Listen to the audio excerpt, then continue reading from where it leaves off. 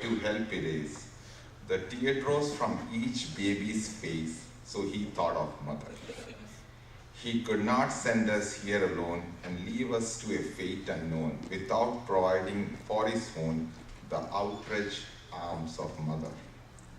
God could not watch us night and day and kneel beside our crib to pray or kiss our little aches away, so he sent us mother. When our childhood days began, he simply could not take command. That's why he placed our tiny hand securely into mother's. The day of youth slipped away quickly by. Life's sun rose higher in the sky. Full grown were we, yet ever nigh to love us still was mother. And when life's span of years shall end, I know that God will gladly send to welcome home her child again, that ever faithful mother. Thank you for all the mothers. Today I want to talk about something. I thought about something negative, but I don't know, I read a lot, I went to more positive. My title is God's Magnificent Contradiction. I'm talking about Samson. No, we never hear too much about speech about Samson. And I was going to talk something negative about Samson, but more I read, I became more positive about Samson. Okay, so we always read negative about him, like a lot of messages are negative, but I will say it's a positive. In Hebrews 11, they talk about Samson, but they didn't say much about him, but the faith of Samson. But yeah, let me go back to something. When I was, when a kid, Samson was the favorite superhero of our Bible, it was always so fun to read about Samson when you're a kid. It's like a kid's superhero. We all like superheroes, right? So, and Samson was a superhero. When you think about this, when you have like a superheroes, now like there's a movie called Avengers came out. It's like, oh, I have a son, so I cannot escape superheroes. So we have superheroes like Superman, Batman, and then we have, so I always like, Samson is what type of superhero? He probably would be Hulk, because Samson gets angry. What is Hulk? Who is the name of Hulk's guy? What's the name of the guy? Hulk?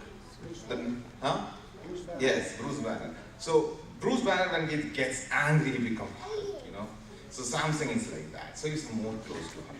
But of all the superheroes I've heard about, I think Samson, a real life God, is more powerful than everybody.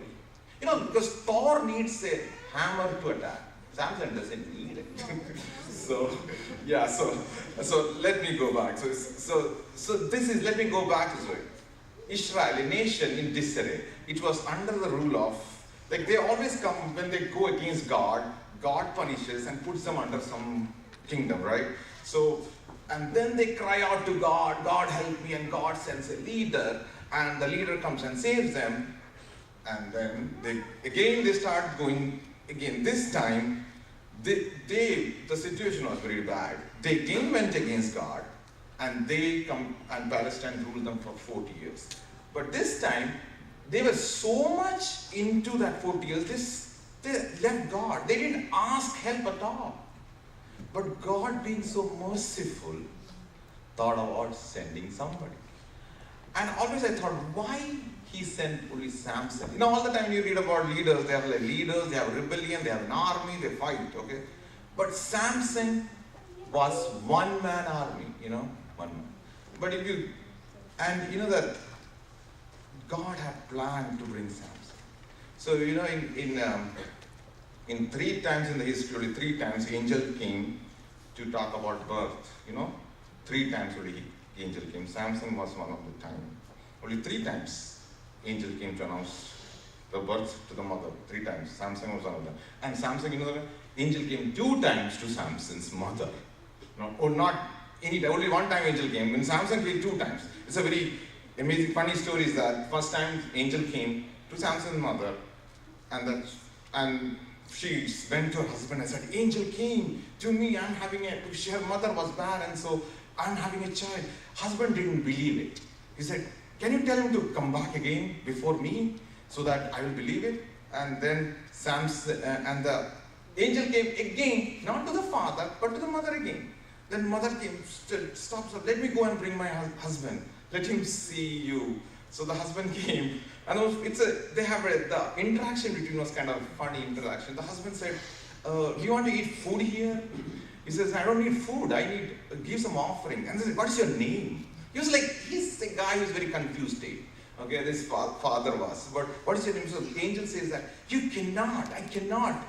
You're talking to an angel, I cannot give you a name. It's like, and then suddenly when he left, a fire came, and the father is so much in a doubt. He said, you know what, we are all going to die. So mother says, are you serious? How he just came that you're going to have a child, and he was thinking you're in doubt. It's that kind of era, but that kind of period was when Samson got. People had no faith in God. They had nothing. And the thing about James, and then when angel came, he told Samson's mother that be a Nazarite. You know what a Nazarite is? A Nazarite is a vow which Jewish people use it. So it's a voluntary vow.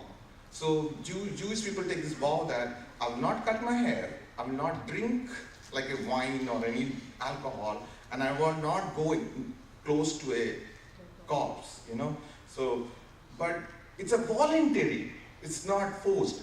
But in Samson's case, it was not voluntary. He was Nazarite for life. Angel said that he has to be. So Samson never chose to be. And his mother also. He said his mother also to be a Nazarite. She was not supposed to drink and all. So he was a chosen leader. He didn't want her to be a leader. God had a plan to become a leader. So when his actions and all, when you look at it, he never chose to be a leader. He never wanted to be a leader. He just born to be a leader. Somebody said Samson was born with a silver spoon, Like I was thinking, man, this guy born with so much power. Like it would be so, like he never had to, like maybe he didn't have to exercise or anything like that to become powerful. I don't know. But he was just powerful. So, but it's not like that. So when you think about negative, I won't be reading too much more. So he grew up to be very powerful. So in Judge 14, verse 1 to 4, we read that Samson went down to Tina. This is an incident. 14, 1 to 4. Okay. Samson went down to Tina and saw there was a young Philistine woman. When he returned to his father and mother, I have seen a Philistine woman in Timnah. Now get her for me as my wife. His father and mother replied, isn't there an unacceptable woman among your relatives or among all our people? Must you go to the uncircumcised Philistine to get a wife? But Samson said to his mother, Father, get her for me. She is the right one for me. And this is the 4th verse I want to read. His parents didn't know that this was from Lord, who was seeking an occasion to confront the Philistines. For all this time they were ruling over Israel. The thing about this is that God brings crazy situations, maybe not in the norms, not a stereotypical situation, and bring to. In Samson's situation, he was a ruler, so he had to bring chaos. God has to bring chaos to liberation. Sometimes in life we bring chaos for something. And in this situation, when he got married to this lady, and then there was a big party going on, and the story is like that. The Palestinians, he had a puzzle, the riddle he gave to the Palestinians, and they asked this Palestinian woman to solve it, and she tricked Samson to give the answer, and this all led to Samson killing all these 30 people. And the 30 people then later on killed, and he left his wife and killed his ex-wife and his family, so he became very angry and killed a lot of other Palestinian people. So it was all this chaos lead to some answers. When you think about it, Samson need little persuasion by God to fight. He's not voluntarily going to fight. God brings some situation in his life to fight. So his bad nature, if you think about it, made it to him to do some stuff. But in the end, it was for the good, for something good. And when he killed all these people, and then again, and then in other battle, there's another battle, all lead to something good. Like when I was going to speak about, I was thinking about, if you think about compared to Jesus' life with Samson, Jesus was also a miracle, right? Like in Samson, he was born. When you think about it, he was also to save the people from, but he was an obedient. He did exactly that. He was an obedient to God. But Samson, you say, he was the rebellious kind. He didn't go. But no, still God had a plan for him. Sometimes it's not always the same way. It's just something different way.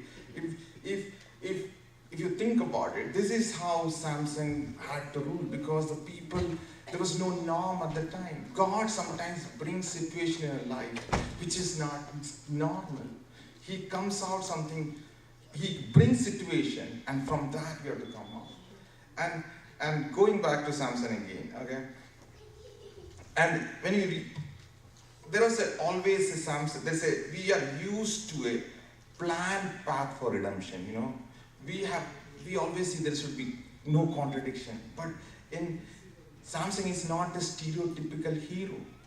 He doesn't know how to bring rebellion. Look in a big, if you look at history or any, when somebody is under rule, there will be always, if you look, always there will be there are people there who are rebelling against them, so they will find a leader. You have underground, there will be some camps where they will go and plan out to attack. But I don't think Samson found anybody who will stand with him. So he had to fight on his own battle. And when you look back, like sometimes God, like you can see prophets coming to your life and telling you what to do. But no, sometimes you have to choose your own path.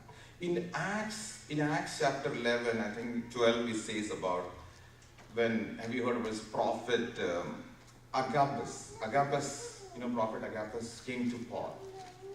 He said to him, I have a prophecy that if you tie your own belt, okay? He tied Paul's own belt.